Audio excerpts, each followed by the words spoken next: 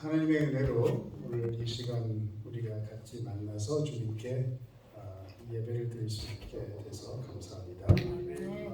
오늘 이 시간을 통해서 우리 모두가 주님을 만나는 그런 시간이 되기를 바랍니다. 잠깐 기도하고 시작하겠습니다. 아버지, 우리의 믿음의 근원이 되시며 사랑의 원천이 되시는 아버지, 주님의 은혜와 사랑이 필요하기에 저희들 이 시간 나왔습니다. 아멘. 저희들의 마음을 녹여주시고 저희들이 마음이 살아있는 마음이 되게 허락하여 주시기를 기도드리며 아멘. 주님의 인도하심과 주님의 사랑을 감사드리며 예수님 이름으로 기도합니다. 아멘. 혹시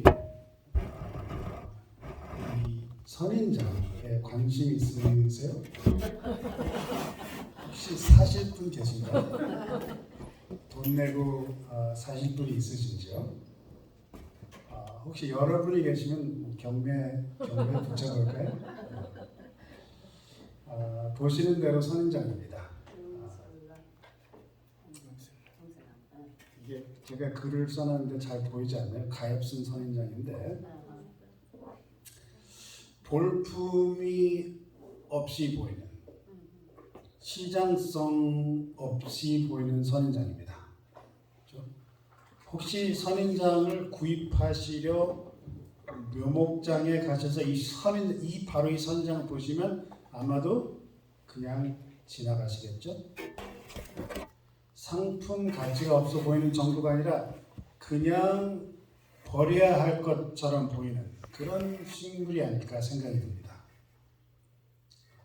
왜 이 죽어가는 것처럼 보이는 선인장을 제가 보여드릴까요?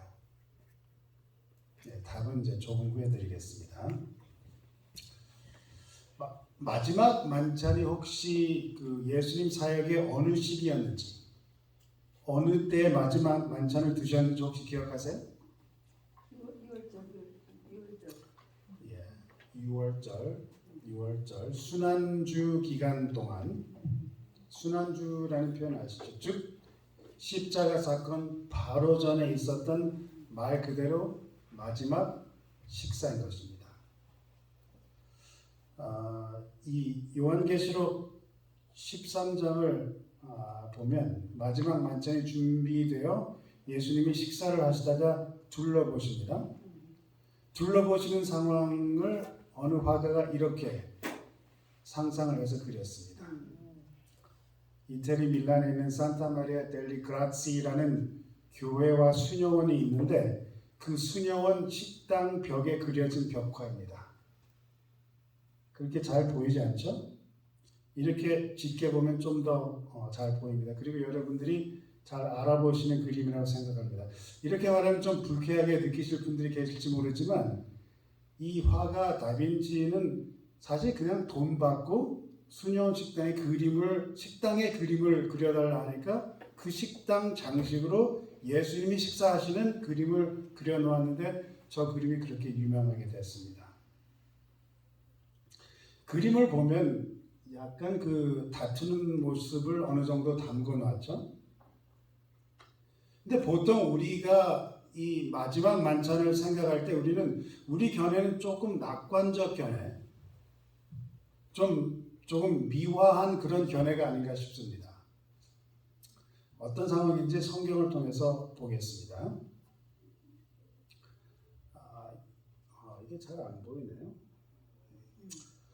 요한복음 13장 4절 5절 보겠습니다. 저녁 잡수시던 자리에서 일어나 겉옷을 벗고 수건을 가져다가 허리에 두르시고 이에 대야에 물을 담아 제자들의 발을 씻기시고 그 두르신 수건으로 씻기기 시작하여, 그 다음에 13절로 넘어갑니다. 너희가 나를 선생이라 또는 주라 하는 너희 말이 옳도다. 내가 그러하다. 내가 주와 또는 선생이 되어 너의 발을 씻겼으니 너희도 서로 발을 씻기는 것이 옳으니라. 어떤 상황이 일어난 거죠? 제자들이 즐겨 나누었던 대화, 그죠? 서열을 정하는 대화, 아주 즐겨 했잖아요. 그 대화가 어떻게 됐어요? 아직 끝이 나지 않은 것입니다. 끝이 나지 않았기에 서로 아무도 다른 사람의 발을 씻지 않는 것입니다. 왜요? 발을 씻으면 어떻게 돼요? 서열이 정해지니까. 그런 상황에서 예수님께서 일어나셔서 그들의 발을 씻어주십니다. 그리고 그것을 교훈 삼아 지적을 하십니다. 지적을 당하는 사람은 보통 어때요? 살짝 불편하죠. 마지막 만찬이 언제라고 말씀을 드렸죠? 순환주 기간 동안이라 말씀드렸습니다. 즉 예수님이 3년 반 공중사역을 하신 다음에 모든 사역을 마치시고 십자가를 지시는 바로 그 직전의 시간, 즉 배웠다 할 것을 다 배웠다는 제자들이 예수님과 같이 식사를 하는 시간입니다. 그런데 불편한 안 좋은 상황이 이것으로만 끝나는 것이 아닙니다. 요한복음 13장 21절입니다. 예수께서 이 말씀을 하시고 심령에 민망하여 증거하여 가라사대 내가 진실로 진실로 너에게 이르노니 너희 중 하나가 나를 팔리라 하시니, 이 상황은 서열을 정해서 당하다가 지적당하는 것보다 좀 더 강한 상황입니다. 누가? 예수님을 배반해서 팔아 넘기겠다 하는 것입니다. 이 말을 듣고 깜짝 놀라서 제자들이 서로 눈치를 보며 서로 의심했다, 요한복음에 표현을 했어요. 그리고 예수님 가슴에 의지해서 누워있던 요한에게 성경이 어떻게 표현하냐면 베드로가 머릿짓을 하여 그랬어요. 머릿짓 이렇게 합니다. 이렇게 성경 표현이 재밌죠. 머릿짓이라고 표현합니다. 베드로가 요한에게 머릿짓하면서 예수님을 팔자가 누군지 물어보라 합니다. 자, 이 마지막 만찬에 십자가 바로 전에 제자들이 다투기에 예수님께서 발을 씻어줍니다. 그리고 더 나아가서 이 중에 하나가 예수님을 배반할 거라 하십니다. 분위기가 안 좋습니다. 근데 제자들의 마음을 아시기에 예수님께서 그들에게 위로도 하십니다. 우리가 잘 아는 다 외우신 구절들이죠. 요한복음 14장, 제가 일요일 아침마다 제가 요한계시록을 지금 공부하기 때문에 요한계시록 말이 제 개선 안 해서 죄송합니다. 요한복음 14장 1절부터 4절이면 너희는 마음에 근심하지 말라. 하나님을 믿으니 또 나를 믿으라. 내 아버지 집에 거할 것이 많도다. 그렇지 않으면 너에게 일렀으리라. 내가 너희를 위해 처소를 예비하러 가노니 가서 너희를 위해 처소를 예비하면 다시 와서 너희를 내게로 영접하여 나 있는 곳에 너희도 있게 하리라. 그 다음에 4절입니다. 내가 가는 곳에 그 길을 너희가 알리라. 얼마나 위로되는 말씀입니까? 낌새가 있잖아요. 저희 집 강아지가 안식일 아침이면 낌새를 느낍니다. 아, 오늘 나는 철저한 속에 갇히는 날이구나. 안식일은 자유하는 날인데 우리 집 강아지는 그런 날이 아니에요. 제자들의 마음이 뭔가 불안합니다. 뭔가 이상합니다. 다릅니다. 예수님이 근래 와서 계속 죽어간다는 말씀을 하시는 거예요. 아버지께 다시 돌아가신다는 걸 암시하시고 배신당하실 것을 말씀하시고 하니 설마 하면서 또 혹시나 하는 마음이 있어 불안해하는 제자들에게 이런 좋은 위로의 말씀, 정말 소망을 간직할 수 있는 말씀을 주실 때 제자들에게 얼마나 신뢰가 되고 힘이 되어 마음에 안정을 주었을까 생각이 듭니다. 그런가요? 정말 그랬나요? 인간들은 참 답답한 존재예요. 그런 안위의 말씀을 주니까 도마가 참 말썽꾸러기예요. 그죠? 도마가 즉각 물어봅니다. 14장 5절 도마가 가로되 주여 어디로 가시는지 우리가 알지 못하거늘 그 길을 어찌 알겠사옵나이까. 도마가 3년 반 동안 재수생인 도마가, 답답한 도마가 길을 묻습니다. 그 말이 돼요? 3년 반 동안 예수님께서 가르쳐 주셨는데 같은 질문을 하다니. 그러니까 예수님께서 6절에 가라사대 나는 곧 길이요 진리요 생명이니 나로 말미암지 않고는 아버지께로 올 자가 없느니라. 그러면서 이 말씀을 더하십니다. 7절 너희가 나를 알았다면 내 아버지도 알았으리로이다. 이제부터는 너희가 그를 알았고 또 보았느니라. 좋죠? 충분한 답입니까? 이렇게 말씀을 하실 때 이제는 누구예요? 빌립이 나서는 거예요. 빌립이 가로되 8절입니다. 주여 아버지를 우리에게 보여주옵소서. 그리하면 뭐 하겠다고요? 족하겠나이다. 여러분 상상이 되세요? 예수님하고 같이 있던 제자들이 예수님이 족하지 못하다는 거예요.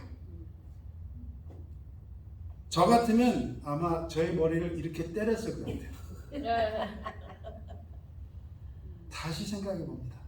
마지막 만찬이에요. 3년 반 같이 생활을 했습니다. 머리 둘 곳이 없다 하시는 그런 예수님을 따른 제자들입니다. 같이 따랐어요. 배고플 때 굶주릴 때 같이 했어요. 숱하게 많은 기적을 보고 또 예수님의 진정한 사랑과 자비와 온유하심을 직접 본 사람들입니다. 그런 사람들인데 예수님의 온유하심을 직접 본 사람들인데 성전에서 돈상자를 엎으실 때도 조용하게 온유하게 하시는 것들을 본 사람들인데 수많은 자들을 사랑하시고 불쌍히 여기시고 고쳐주시고 사랑을 주신 주님을 목격한 자들인데 모두가 발 씻기를 거절하고 하나는 배반하고 나머지는 어땠습니까? 도마만 그런 의문이 있었을까요? 빌립만 그런 생각이 있었을까요? 사실 요한복음 14장에서 여기 요한복음 14장에서 제자들이 아마 평상시에 주고받았던 대화의 내용을 볼 수 있는 게 아닌가 싶습니다. 아, 우리 예수님 참 좋은데, 참 좋으신 분인데 하늘에 계신 하나님을 보여주시면 끝내주겠네 하는 그런 대화의 내용이 여기서 나오는 게 아닌가 생각이 듭니다. 7절에서 예수님이 먼저 말씀하세요. 먼저 나를 보면 아버지도 본 것이라 하십니다. 나를 보면 너희가 나를 알았다면 내 아버지도 알았으리로다. 이제부터는 너희가 그를 알았고 또 보았느니라 하셨는데 그런데 빌립은 다시 8절에 가서 주여 아버지를 우리에게 보여주시옵소서. 그리하면 족하겠나이다. 저 같으면 이 3년 반 같이 생활한 사람들 보고 지금 그 사람들의 마음, 지금도 하늘 왕국이 아니라 이 땅을 생각하며 서열을 정하며 자기가 예수님보다 더 똑똑하다 생각하여 배신을 때리면서 수제자라 하면서 분명 그를 부인할 것이 보이는 아직 뭔가 모자란다 생각해서 아버지를 보여달라는 제자들을 보시면서 예수님이 어떤 생각을 하셨을까?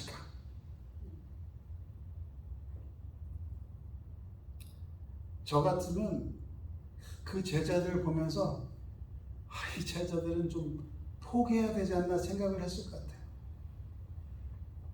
예수님은 어떤 생각을 하셨을까요? 이 모자란 제자들을 보면서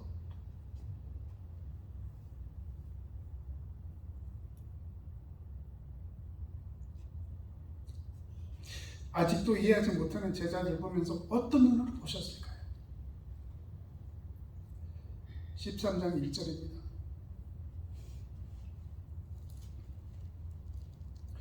유월절 전에 예수께서 자기가 세상을 떠나 아버지께로 돌아가실 때가 이른 줄 아시고 세상에 있는 자기 사람들을 사랑하시되 끝까지 사랑하십니다. 지금 이 글을 쓰는 저자가 누구입니까? 죄송합니다. 요한입니다. 이 글을 쓸 땐 이미 한 60년이 지난 후 요한이 60년이 지난 후 그 마지막 때를 생각하며 제자들이 얼마나 한심했으며 반면에 예수님의 사랑이 얼마나 깊었는지 생각을 하면서 13장 1절 예수께서 자기가 세상을 떠나 아버지께로 돌아가실 때가 이른 줄 아시고 세상에 있는 자기 사람들을 사랑하시되 끝까지 사랑하신다. 이렇게 썼습니다. 이 끝까지 사랑하시는 예수, 우리에게 얼마나 절실히 필요한 분인가요? 내세울 것 없는 우리, 종교가 있고 신앙생활을 한다는 우리, 예수님을 따른다는 우리, 머리둘 곳이 없는 예수님을 따르겠다는 우리, 절대 배반하지 않고 절대 부인하지 않겠다는 우리, 그러나 우리는 지금도 길을 정확히 모르며 걷고 진리를 아직도 모르는 것 같고 생명 대신 오히려 공허함이 있는 것 같은 우리, 매일 배반하며 매일 부인하는 우리, 지금도 뭔가 모자란 느낌을 가진 채 신앙생활을 하는 우리, 그래서 뭔가 우리를 채워줄 것을 지금도 찾는 우리, 얼마나 답답한 우리인 겁니까? 그런 우리이지만, 그런 모자란 사람이지만, 그런 우리를 예수님은 자기 사람으로 받아주시고 그런 우리를 사랑하실 때 끝까지 사랑하신다는 것입니다.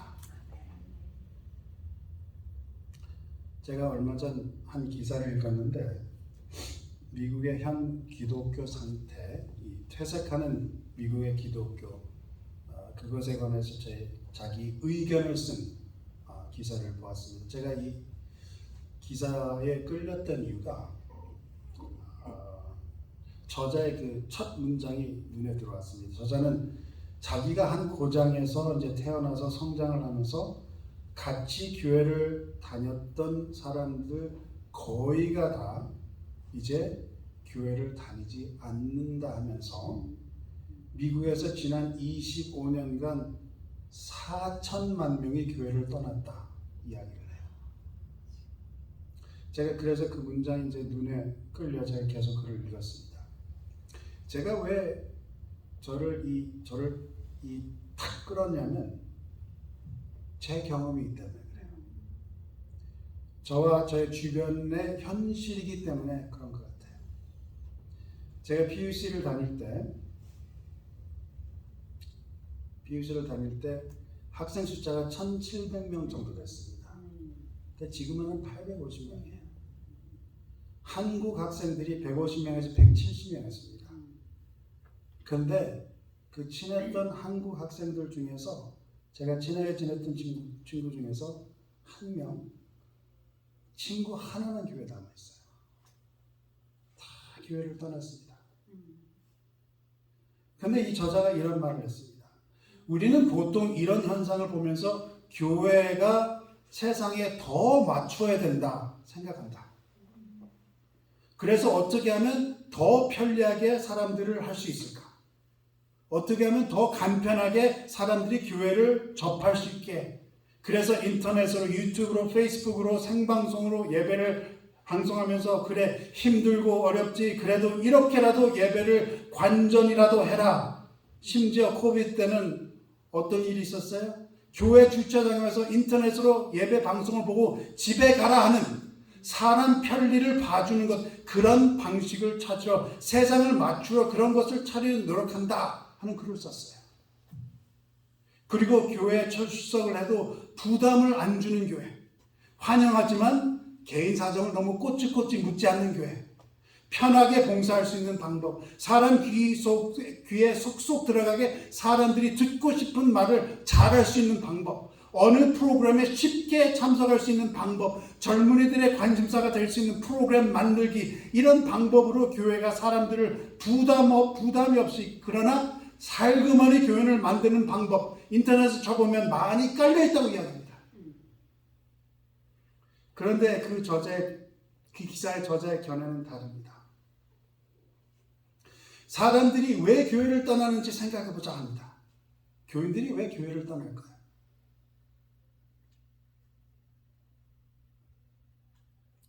저와 대화하는 중 아내가 갑자기 어느 교회 집사님 이야기를 꺼냈습니다. 최근에. 그러면서 그랬어요. 그래도 그 집사님 나름 열심히 일했었는데 교회 안 나오기 시작하니까 한 사람도 관심을 주지 않았지 하는 말을 했어요. 교인들이 왜 교회를 떠납니까? 표면적인 관계를 주는 교회이기에 교회를 떠난다는 것입니다. 차라리 친구들과 토요일 늦게 일어나서 브런치를 먹으면서 그 친구들과 의미 있는 대화를 하는 것이 그들의 영혼에 더 치유를 가져주기 때문에 교회에 안 나온다는 것입니다. 교회를 세상에 맞추려 할 때, 편리하게 만들려 할 때, 프로그램 위주로 할 때, 교회에 나와서 깊이 없는 설교 말씀을 듣고 때로는 맛이 있던 맛 없던 파트럭을 먹고 표면적인 진부한 대화만 하다가 집에 가면 그날 우리가 교회는 나왔지만 집에 가는 차 안에서는 우리가 때로는 가슴이 텅 비어 있다는 것입니다.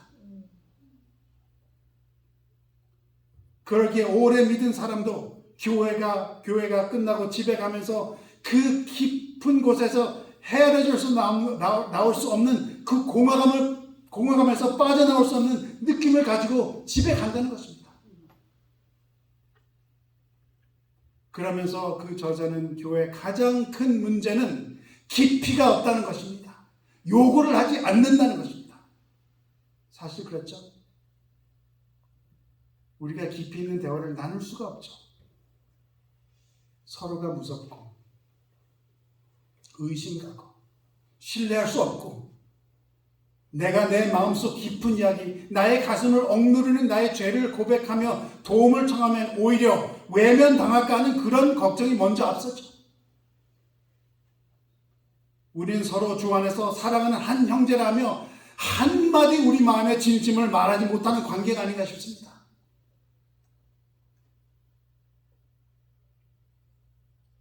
마음 열기 참 어렵습니다. 마음 열기 참 어려워요. 아내와 저는 일요일마다 전에 있던 어느 교회 집사님 몇 분과 성경 공부를 합니다. 성경 공부라기보다 요 근래는 요한계시록을 하기 때문에 이제 성경 공부이긴 하죠. 근데 원래는 성경 한 장 보고 대화를 나누고 기도한 다음에 마쳤습니다. 간단한 성경 공부죠. 그분들 삶이 힘들고 그게 눈에 보였어요. 근데 저희들 삶이 힘들어. 서로를 위해서 이제 시작한 모임인데 일요일 아침마다 하는데 지금 한 5년째 하고 있습니다. 저희가 뺏어먹은 게 한 5번 정도 뺏어먹은 것 같아요. 그리고 계속 지속해서 하는데 제가 말씀드리고 싶은 건 자랑을 하려고 그런 게 아니라 서로의 마음에 있는 말을 하는데 그 5년 중 약 4년 반 정도 걸렸어요. 그리고 지금도 사실 마음에 있는 말 다 못합니다. 표면적인 대화에서 끝나는 때가 많이 있어요. 그런데 이런 표면적인 대화만 하고 끝나면 오히려 그런 마음에 공허감이 더 느껴질 수 있다는 것입니다. 그러면서 저자는 지금 이 시대에 필요한 교회는 신자의 편리나 신자들이 좋아하는 프로그램을 구성하는 그런 교회가 아니라 정말 하나님과 깊이 파는 것을 요구하는 교회가 필요하다. 그런 주장을 하는 것입니다.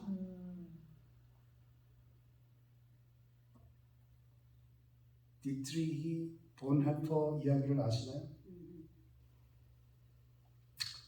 1906년도에 태어난 독일 사람인데 루터교 목사로 일하다가 신학대학에서 머리가 참 뛰어난 사람이에요. 신학대학에서 저 가르치다가 이제 히틀러를 반대하는 반나치 운동을 하다가 이제 잡혀서 감옥에서 죽습니다. 이분이 나를 따르라. 그리스도의 제자적이라는 책으로 알려진 분인데 영어로 이제 책 제목이 The Cost of Discipleship이라는 책인데 한국어로 이제 나를 따르라 그리스도의 제자적. 제 생각에 The Cost of Discipleship이 좀 더 강한 타이틀 같아요. 그러니까 즉 제자 직분이 요구하는 비용, 제자 직분을 가지려면 요구되는 값 이런 내용인데 어쨌든 이 책의 내용은 뭐냐면 값이 싼 은혜라고 이야기해요. 값싼 은혜. 그러면서 현재 지금 교회에서 사람들에게 나눠주는 은혜가 값싼 은혜라고 표현합니다. 왜냐하면 헌신을 요구하지 않고 다 용서해 주신 하나님의 무한한 은혜, 교회 금고에서 끝이 없이 나오는 값싼 은혜, 무엇이든지 기도로 요구하면 값없이 주시는 하나님, 금나와라 똑딱 하시는 하나님, 이런 값싼 은혜가 우리 교회의 치명적인 원수이다라는 내용입니다.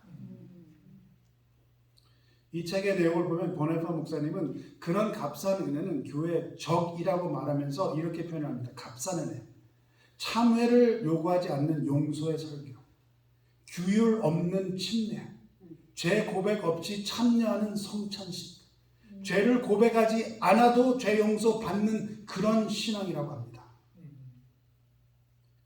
값싼 은혜는 제자될 필요도 없고 십자가도 필요 없고 살아계신 화신인 예수 그리스도가 필요 없는 것이 값싼 은혜라고 이야기합니다.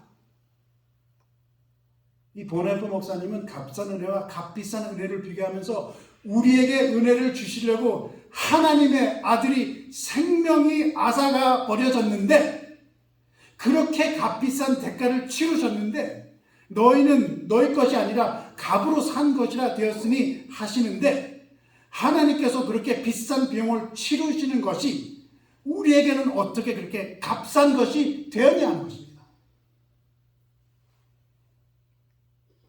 하나님께서 그의 아들을 아끼지 아니하시고 우리를 위해 그의 생명의 값으로 내어주신 은혜인데 어떻게 그 은혜가 값싼 은혜가 될 수 있느냐 하는 것입니다. 질투하며 발을 닦지 않은 제자들, 배신하는 제자들, 부인하는 제자들, 불신하는 제자들을, 그런 제자들 보면서 때가 이른 줄 아시고 세상에 있는 자기 사람들을 사랑하실 때 끝까지 사랑하십니다. 십자가에 달려 돌아가실 것을 알면서 그런 우둔한 제자들을 앞에 두시고 3년 반 동안 아무것도 배운 것 없이 보이는 제자들 앞에서 탄식하며 한탄하시는 게 아니라, 원망하시는 게 아니라 그들을 끝까지 사랑하셨다는 것입니다. 요한이 이 글을 쓰면서 얼마나 감사했을까 생각해 봅니다. 저는 요한복음 13장 1절을 읽으면서 얼마나 감사한지 모릅니다. 저를 끝까지 사랑하시는 하나님, 절대 중간에서 포기하지 않으시는 하나님, 십자가까지 가신 하나님, 죽기까지 하신 하나님, 기꺼이 자기 목숨과 나의 목숨을 바꿔주신 하나님, 그리고 저에게 정말 희망을 주신 말씀, 끝까지 사랑하신 하나님, 저에게 정말 필요한 하나님이 아닌가 싶습니다. 아멘. 저는 성경에 예수님을 말씀 모아주신 내용들 참 중요하다 생각합니다. 예수님 직접 말씀하신 거, 예를 들면 마태복음이나 누가복음의 산상복음, 그리고 요한복음 12장부터 17장 되는 이 마지막 만찬의 글입니다. 산상복음은 예수님의 첫 기록된 설교이죠.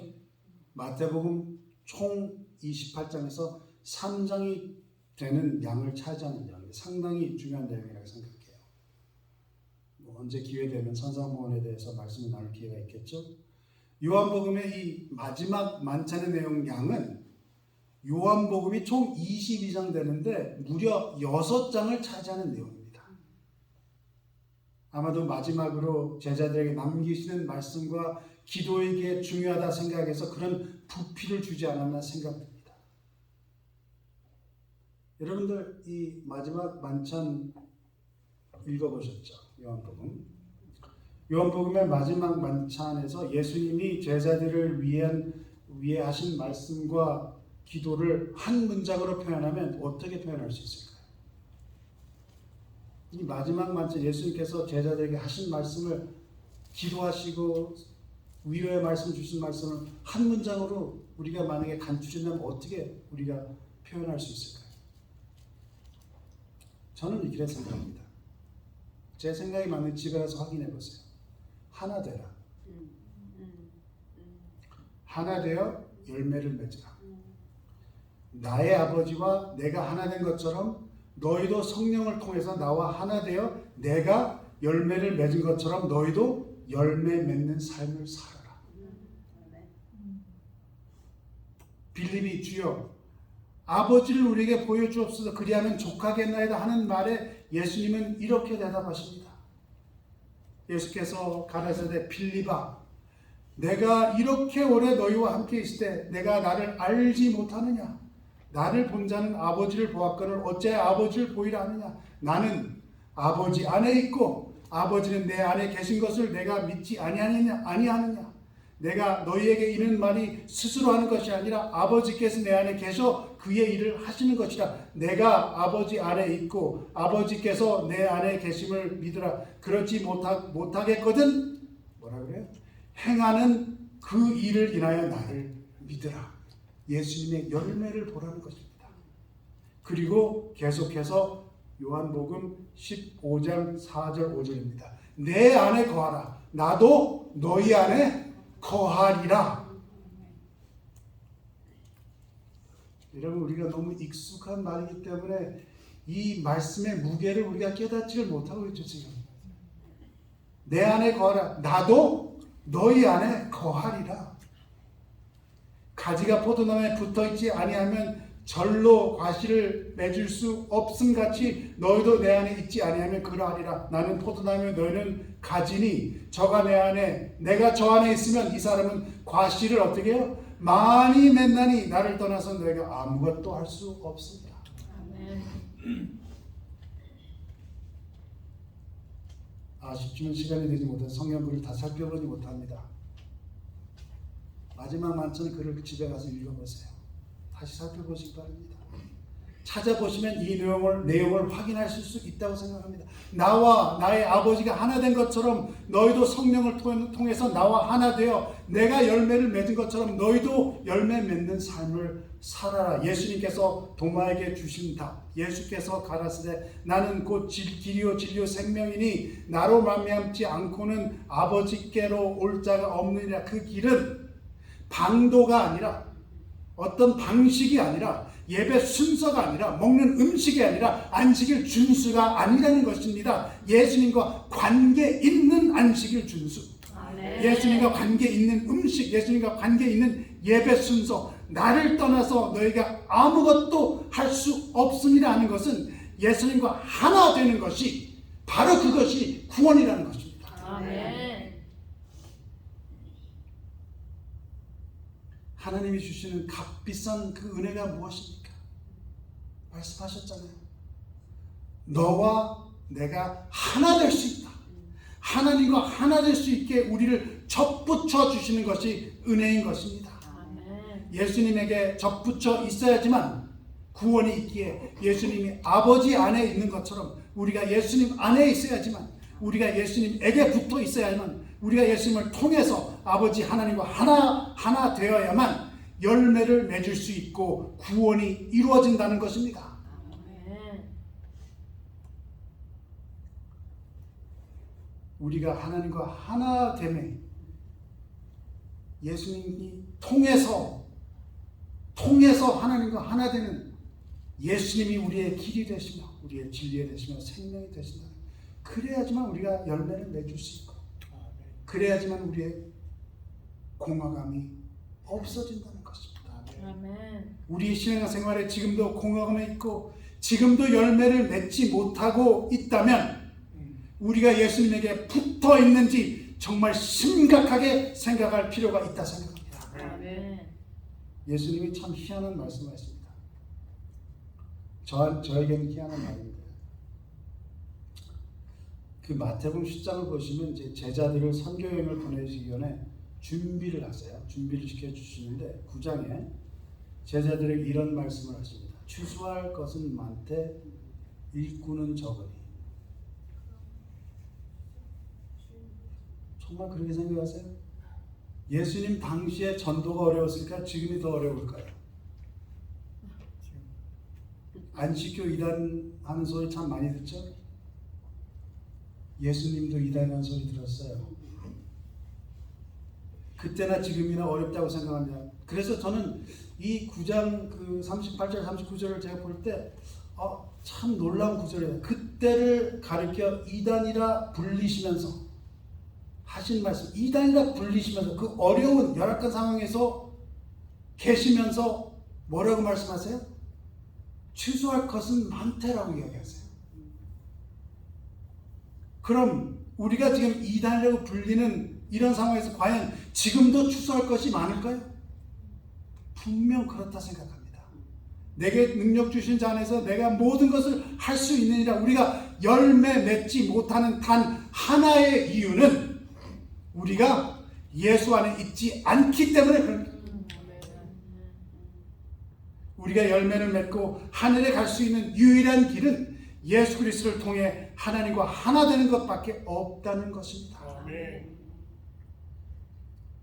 우리 믿음 생활 힘든 거 압니다. 어떤 면에서 보면 우리 삶을 되돌아보면 어떤 면에서 정말 볼품없는 가치 없는 물건들이 아닐까 생각이 듭니다.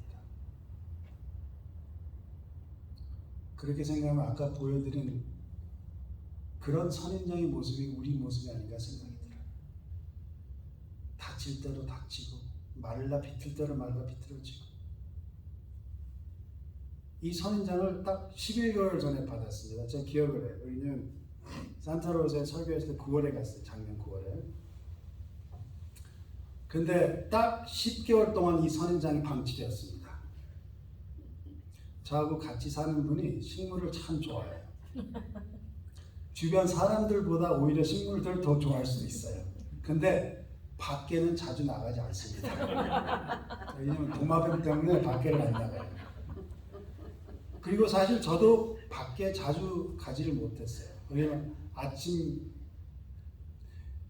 6시 반에 나가려면 굉장히 분주해요. 그리고 저녁에 해가 너무 들어오기 때문에 밖에 신경 쓸 여유가 많이 없었습니다. 그래서 이 선인장이 작년 9월에 받아서 한동안 비닐백 안에 있다가 그러다가 어떻게 됐는지 비닐백 밖에 나와 있더라고요. 근데 그냥 땅에 팽겨친 상태로 있었어요. 땅에 심어지지도 않았고 물도 주지 않았습니다.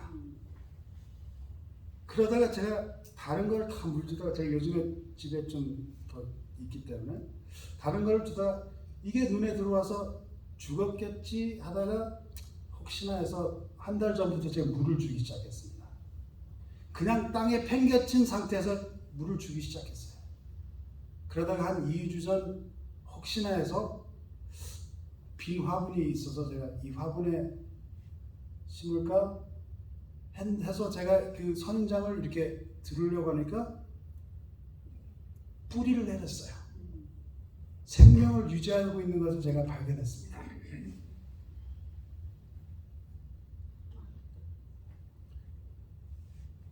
그래서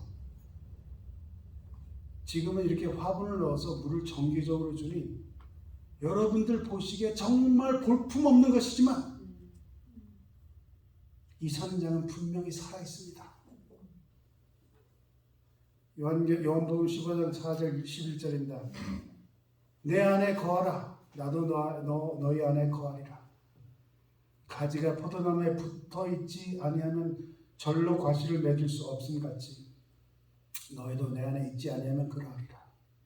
나는 포도나무요 너희는 가지니 저가 내 안에 내가 저 안에 있으면 이 사람은 과실을 많이 맺나니 나를 떠나서는 너희가 아무것도 할 수 없습니다. 사람이 내 안에 거하지 아니하면 가지처럼 밖에 버리워 말라지나니 사람들이 이것을 모아다가 불에 던져 사르니라. 너희가 내 안에 거하고 내 말이 너희 안에 거하면 무엇이든지 원하는 대로 구하라. 그리하면 이루리라. 너희가 과실을 많이 맺으면 내 아버지께서 영광을 받을 것이요 너희가 내 제자가 되리라. 아버지께서 나를 사랑하신 것 같이 나도 너희를 사랑하였으니 나의 사랑 안에 거하라. 내가 아버지의 계명을 지켜 그의 사랑 안에 거하는 것 같이 너희도 내 계명을 지키면 내 사랑 안에 거하리라. 내가 이것을 너희의 이름은 뭐예요? 어떤 이유? 공허함이 있게가 아니라 내 기쁨이 너희 안에 있어 너의 기쁨을 충만하게 하려 함이니라. 성도님 힘드신 거 압니다. 이 세상에 우리 삶의 현실이 어려운 삶이 될 수 있습니다. 그러나 표면적인 신앙을 떠나서 값싼 은혜를 떠나서 나를 위하여 치르신 십자가의 생명을 본받아 나의 생명을 버리고 주님께 전적으로 매달리는 생활을 하셔서 그러면 어쩌면